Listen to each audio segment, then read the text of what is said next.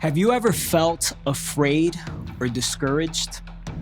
Afraid because of a task that stood before you, or discouraged because of a circumstance that you faced?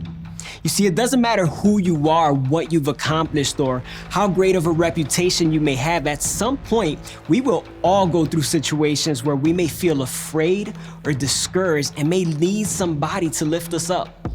And we see this reflected in the life of Joshua. Sometime after the Exodus, while still in his youth, we learned that Joshua had become Moses' assistant. And in Exodus chapter 17, we see that the Israelites were attacked, and Moses commands Joshua to choose some men to go out and fight the army of Amalek.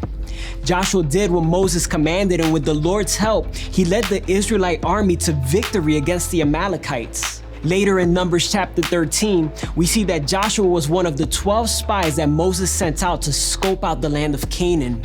And when they returned, they reported to Moses, and 10 of the spies said this. They said, "The land is bountiful and a land flowing with milk and honey, but the people living there, they're powerful. Their towns are large and fortified. We even saw giants there.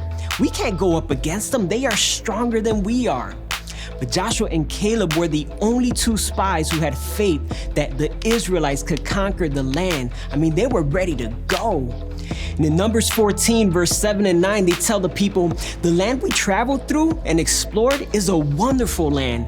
And the Lord is pleased with us. He will bring us safely into that land and give it to us. It is a rich land flowing with milk and honey. So do not rebel against the Lord, and do not be afraid of the people of that land. They are only helpless prey to us. They have no protection, but the Lord is with us, so don't be afraid of them."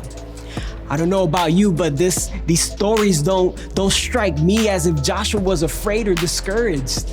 In Deuteronomy, God reveals to Moses that Joshua will be his successor and that he would be the one to lead the people into the promised land. And as I reflected on this, I can only imagine that it's one thing to lead an army of men who are willing to fight and die in battle, but it's another thing to lead a disgruntled nation who would much rather go back to their former way of life. It's no wonder why God tells Moses to encourage Joshua. And in Deuteronomy chapter 31, verse 7 and 8, Moses tells Joshua, "Be strong and courageous. Do not be afraid or discouraged, for the Lord will personally go ahead of you. He will be with you, and he will neither fail you nor abandon you."